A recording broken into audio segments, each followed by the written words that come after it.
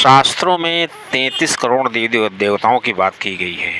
कुछ विद्वान इसको 33 कोटि के देवी देवता मानते हैं, मतलब 33 तरह के देवी देवता हैं। लेकिन कुछ भी हो, ये जो देवी देवता हैं उनकी उत्पत्ति शास्त्रों से, वेदों से और पुराणों से हुई है। क्योंकि वेदों को हर आदमी नहीं पढ़ सकता था, वेद पढ़ने के लिए यज्ञोपवीत संस्कार होना बहुत आवश्यक है।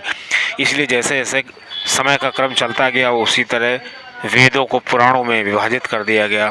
तो पुराणों के मंत्र कोई पढ़ सकता है, जैसे कर्पूर गौरम कर्णवतरम संसार सारम भुजगेंधारम सदा वसंतम हृदयारविंदे बहुम भामी सहितम नामी। दोस्तों, इस तरह जो हमारे देवी देवता होते हैं उनके आज मंदिर ही बने हुए हैं।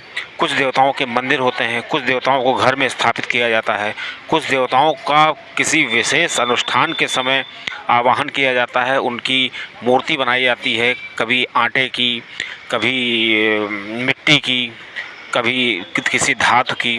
5 प्रकार की धातुओं, 5 प्रकार से मूर्तियाँ बनाई जाती हैं।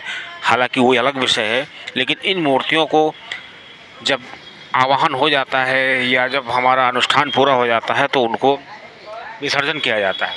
लेकिन कुछ ऐसे देवी देवता होते हैं जिनका कभी भी विसर्जन नहीं किया जाता है, उनको घर में स्थापित किया जाता है।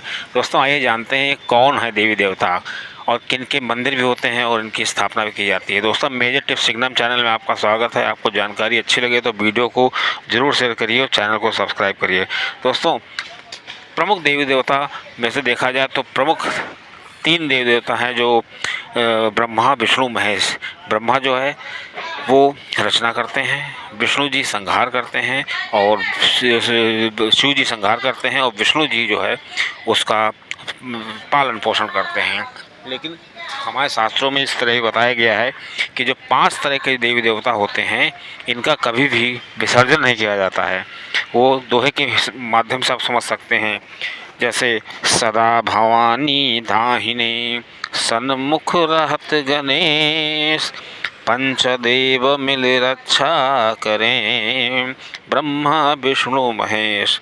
दोस्तों, इस प्रकार जो 5 देवता हुए, जैसे बताया गया है सदा भवानी दाहिने, तो जो भवानी है, भवानी मतलब जैसे दुर्गा जी हो गई, काली माता हो गई, महाकाली हो गई, या सीता जी हो गई, राधा जी हो गई, ये सब माताएं हैं और ये सब एक ही रूप में हैं और इनको भवानी के नाम से भी जान सकते हैं। और ये सृष्टि के संरचना करती हैं, सृष्टि का संहार भी कर सकती हैं। इनके अंदर अद्वितीय शक्तियों का समावेश श्री शिव जी ने किया है। दोस्तों, दूसरे हैं गणेश जी। गणेश बाबा ऐसे हैं कि बिना इनकी इच्छा के बुद्धि नहीं काम करती। बुद्धि के देवता हैं, बड़े लाख कोई ज्ञानी हो, लेकिन अगर उसको बोलने की कला नहीं मालूम है तो वो शून्य हो जाता है।